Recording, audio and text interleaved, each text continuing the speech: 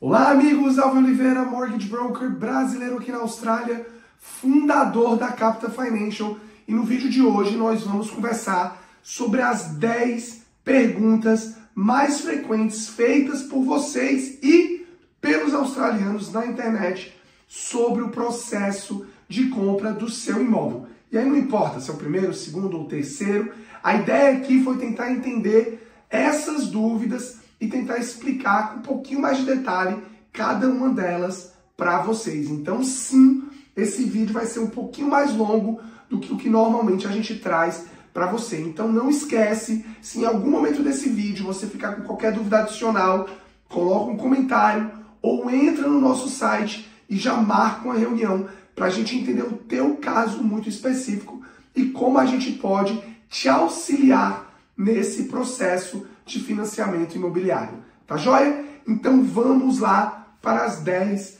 perguntas. Primeiro de tudo, que tipo de depósito? Quanto de depósito eu preciso para comprar um imóvel aqui na Austrália?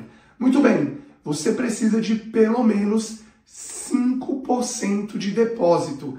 Alvin, então é isso? O meu desembolso vai ser de somente 5%?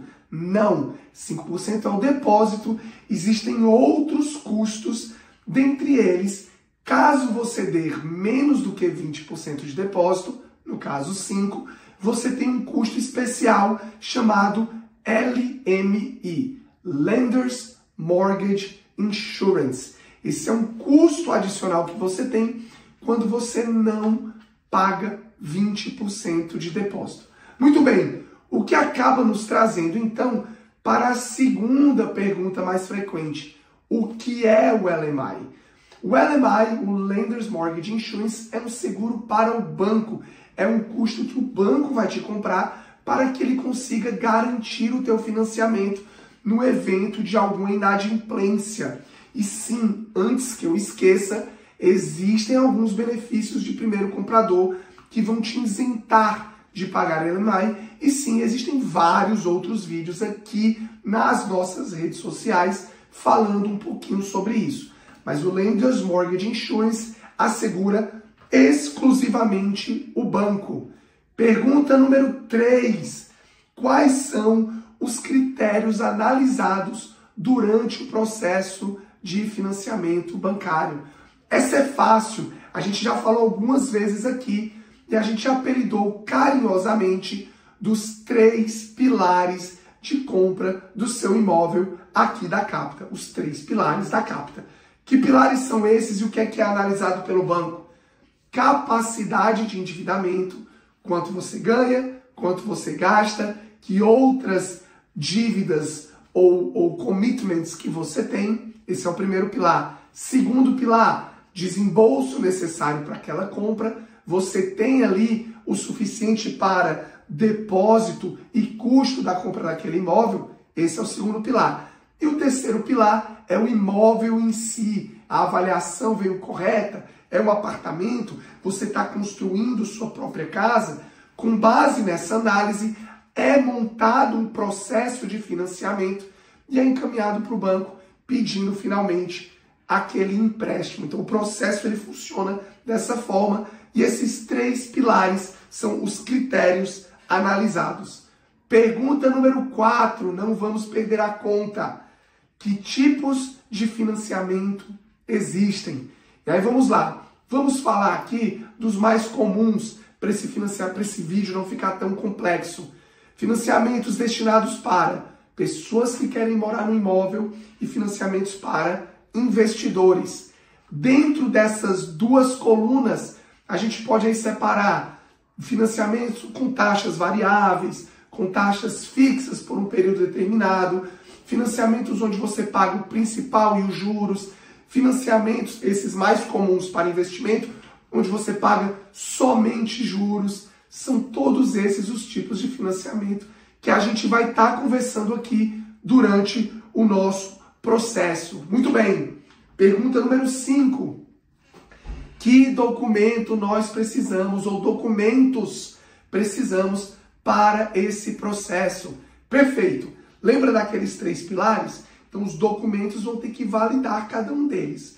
Para capacidade de endividamento, nós vamos ter que mostrar teu documento de renda, vai ser teus payslips, vai ser teu imposto de renda para você que tem o teu próprio negócio. Precisamos validar tuas despesas. Então a gente precisa entender ali, você tem cartão de crédito, você tem financiamentos de carro, algum outro tipo de personal loan. Então, com esses documentos a gente vê ali o teu primeiro pilar. Segundo pilar, desembolso necessário. Vamos ter que validar quanto dinheiro você tem para transação, ou seja, extratos bancários mostrando aquele valor. E finalmente o terceiro pilar, o imóvel. Já tem um contrato de compra, tem uma reunião, uma região ali que você está buscando, qual é mais ou menos o valor do teu imóvel. Esses parâmetros a gente precisa entregar para o banco no início do processo. Alvin, pode mudar um pouquinho ao longo do caminho? Claro que pode mudar, mas a gente precisa ter esses parâmetros definidos. E antes que eu continue para a terceira pergunta mais frequente, sim, são muitos detalhes e são muitas coisas que a gente precisa levar em consideração. Por isso, entre em contato conosco, marque uma reunião. A gente fica assim, quase sem voz do tanto de reunião que a gente faz com vocês, com nossos clientes, tentando estruturar a melhor forma possível. Então entra lá no nosso site, marca uma reunião e hoje na Capital Financial nós somos um grupo de 4 brokers, todos brasileiros, todos falam português, para te ajudar nesse processo. Mas vamos lá então para a pergunta número 6. Pergunta número 6. Quanto eu consigo pegar emprestado? Eu achei muito interessante, essas são as perguntas mais feitas aí na internet, mas óbvio, dá para entender. Para passar para vocês essa resposta, como eu venho falando até agora, a gente precisa entender outros parâmetros. Mas, para não deixar vocês sem resposta, eu fiz aqui um casal, onde a renda familiar é de 200 mil, com um filho ou filha, e sem nenhuma dívida, zero dívida. Tua capacidade de endividamento hoje, no fim de janeiro de 2025, é em torno de 860 mil dólares financiados. Significa dizer que o imóvel, obviamente, pode ser bem mais caro, contanto que o financiamento seja 860 mil. Faz sentido? Perfeito. Vamos lá para a pergunta número 7. Como funciona o processo, ou o que é o processo de pre-approval? O processo de pre-approval é exatamente a estrutura, a organização dessa documentação que nós vamos fazer, moldar tudo, explicar todos os parâmetros, estruturar o teu caso, o teu perfil com o banco ideal e encaminhar para o banco pedindo um valor que você precisa para fazer suas ofertas com confiança. O pre-approval ele vai basicamente te dar uma carta de crédito com teu nome para aquela estrutura que você estava buscando. Quer seja moradia, quer seja investimento, quer seja múltiplos imóveis, isso tudo a gente pode ir conversando. Pergunta número 8. Alvi, que custos adicionais existem nesse processo?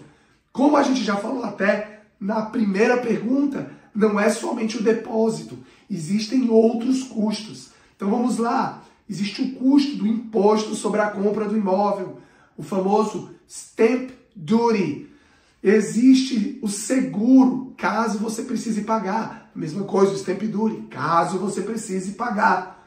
Você tem que ter um advogado nessa transação. Então você vai ter ali custos legais, custos de registro do imóvel, custo das análises, as inspeções que você vai fazer no teu imóvel para saber se tem algum tipo de praga, algum tipo de problema que vai te causar um ônus no futuro. Então todos esses custos precisam sim ser considerados. E finalmente, muito curioso, 10ª pergunta mais frequente é: posso comprar um imóvel sem ser residente permanente? A gente já tem vídeos falando sobre isso aqui e sim, você pode comprar. A questão é, você deve comprar? Lembrem, como residente permanente, você não tem acesso a nenhum benefício do governo e você vai ter que pagar 12% de imposto. Então, o desembolso que originalmente seria 60, 50 mil dólares, vai lá para pertinho de 200 mil dólares. Então, a pergunta é: falta quanto tempo para o teu PR? Ah, Alvi, falta muito. Você tem 200 mil? Então, no teu caso, potencialmente pode ser que vale a pena. Caso contrário, espera, foca no PR e a gente conversa assim que esse PR sair. Ficou com mais dúvidas? Quer marcar uma reunião? Entra lá no site. Vai ser um grande prazer te ajudar nessa jornada, que sim, tem vários detalhes. Um grande abraço e até o próximo vídeo.